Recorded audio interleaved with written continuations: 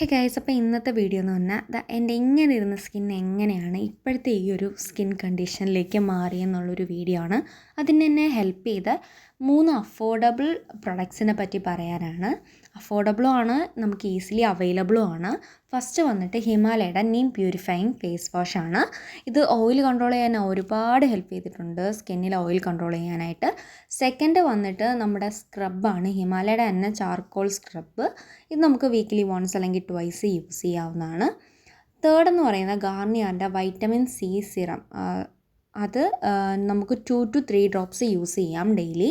അതും night use ചെയ്യുന്നതാണ് ഏറ്റവും എഫക്റ്റീവ്. ഡെയിലിയെക്കാട്ടി നൈറ്റ് യൂസ് ചെയ്യുന്നതാണ് നമുക്ക് ഏറ്റവും effective.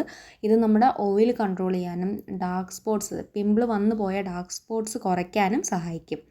Vitamin C സിറമിൻ്റെ same effect തരുന്നതാണ് ഈ സി സിറം ക്രീം. ഗാർണിയറിൻ്റെ തന്നെ വൈറ്റമിൻ സി സിറം ക്രീം. ഇതെൻ്റെ ഫസ്റ്റ് ബോട്ടിൽ കഴിഞ്ഞു, ഞാൻ സെക്കൻഡ് ബോട്ടിലും സ്റ്റാർട്ട് ചെയ്ത് തുടങ്ങി.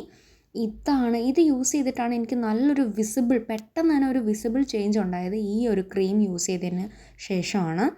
അപ്പോൾ ഇതാണ് ഈ 3 പ്രൊഡക്ട്സ് എനിക്ക് പറയാനുള്ളത്. അതുപോലെ നമ്മൾ ഹോർമോണൽ ഇഷ്യൂസ് കാരണം ഓയിൽ ഫുഡൊക്കെ കഴിക്കുന്ന കാരണം നമുക്ക് പിമ്പിൾസ് വരും.